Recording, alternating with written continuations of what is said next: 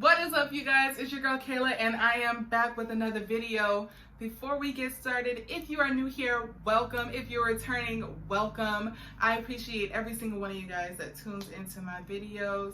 Before we get into everything though, I appreciate you guys, but also make sure that y'all hit that subscribe button and that notification bell so you're notified every single week when I upload videos. And yeah, let's get into it. So, in case you haven't seen last week's video, I'll let you know my IUI is November 21st, and I'm looking at my calendar. I'm looking over at my calendar like, is it the 21st? Like, I have it in bold letters. But anyways, it is November 21st, so we only have a few weeks left before I'm inseminated, and we're on that 2-week wait to find out if I'm gonna be a mom. So with that being said, these last few weeks are really just going to be about getting deep down into the details, maybe talking about things and discovering things that I did not know or did not mention before, because you can only do so many surface level bits of research. You can only do so much prep work before you actually get into it and get into the details, because you kind of don't really know what you don't know. And you don't know how to ask what you don't know. So anyways, that's what these next couple of weeks are going to be about. And yeah, so let's get started. As y'all know from last week, I was concerned about whether or not I would need to get my prenatal labs from my former reproductive endocrinologist. And I knew that that was going to cost me and I'd have to sign an ROI. As it turns out, the form that they were asking for from my sperm bank, the lab requisition form, is actually for my midwife to say that she's the one doing my IUI and that I need sperm vials for IUI and all that other good stuff. So that is documentation on her part that she needs to get. I also have to sign it. And there's another form that I'm gonna have to sign giving me like basically a permit or a permission to transport the sperm vials, because you kind of need that to transport human specimens, you know?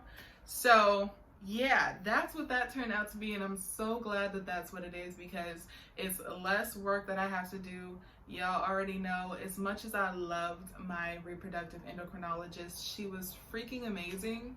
Her support staff, her nurses just are not there.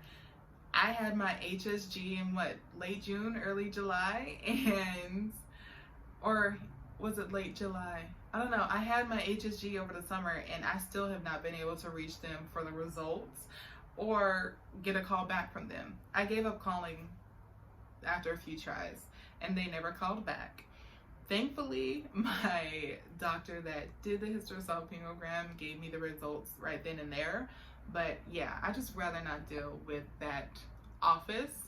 I'm not going to say their name because they have a lot of great reviews, and if you don't have the same experience that I have, then that is great, and I wish you all the best. But I also just don't want to like slander anybody's name, even though it's all true. We're gonna avoid those legal implications. Anyways, the bright side is I don't need them, and the paperwork is a lot simpler than we thought. So with that, we're gonna go ahead, send in the referrals, all that other great stuff. When this paperwork does go in though, I have to have the money for my sperm vials because they will be charging me. So I will be purchasing them this week. The reason why I'm doing it so early, quote unquote early, is because my sperm donor only has a few vials left, so I want to snatch them up as quickly as possible. Y'all already know I've had a couple sperm donors run out of vials, and I've had other ones where I had to give up because they had their profile mixed up with a different donor, and I just don't want to have to go through picking another sperm donor again. Like, I have grown attached to the idea of having this particular sperm donor. So I just want to make sure that I snatch that up as quickly as possible. The second part of that is his sperm is in Tustin. I don't really know where Tustin is. I am geographically challenged, but I do know that it's not in San Diego. So instead of me going up to Tustin and doing that, or me paying extra for it to be transported from Tustin to San Diego, what they said is if I get my paperwork in and I purchase my vials, all that other great stuff in time, they're just gonna have one of their employees bring it down with them when they come back down. They transfer back and forth between offices quite regularly. So that's really great. That is so helpful. So as long as I do it, you know, at least a few days before my IUI, we're all good. But if I do wait until the last minute to do it all, then of course I have to pay a transfer fee. On to that third portion of it all though, because my donor only has so many vials left, I'm assuming maybe 4 to 5 from the numbers she gave me.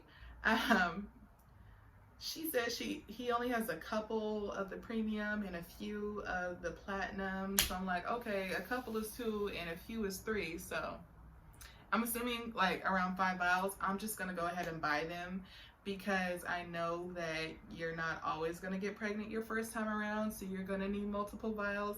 And I also know that I want to have more kids and I would like to have them by the same donor.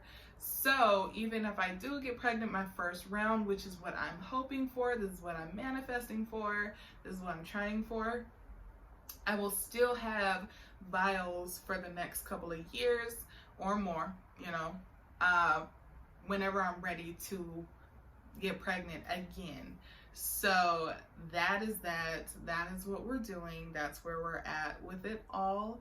I absolutely loved and adored the lady who answered the phone. She was really sweet, super happy, super hyper. But I guess if you're working with people who are trying to create families, you would be happy all the time too, because you're kind of making people's dream come true for a living. I like it. But yeah, I'm so glad I was able to call. I don't know what happened, why they didn't email me or call me back when I sent in my request.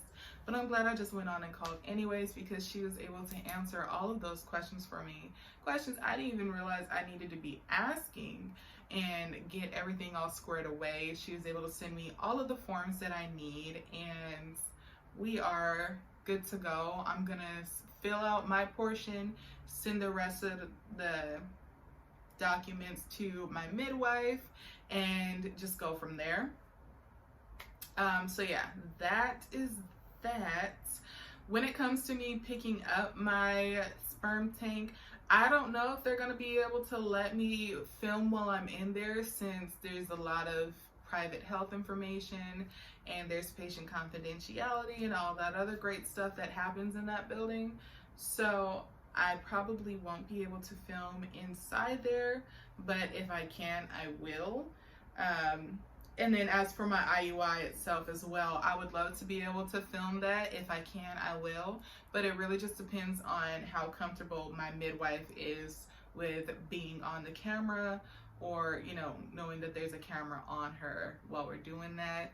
You know, as much as I want to be able to film everything and document everything from my experience, I also have to be mindful of other people's feelings, and if I didn't, I probably wouldn't be a therapist. So yeah, so that is all for now. I know it's a very short video. I said it would be short. If you have any questions, feel free to put them in the comment box down below, because I do have more answers that I don't realize that people are looking for.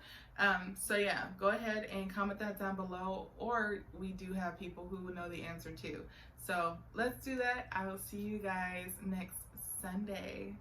Bye.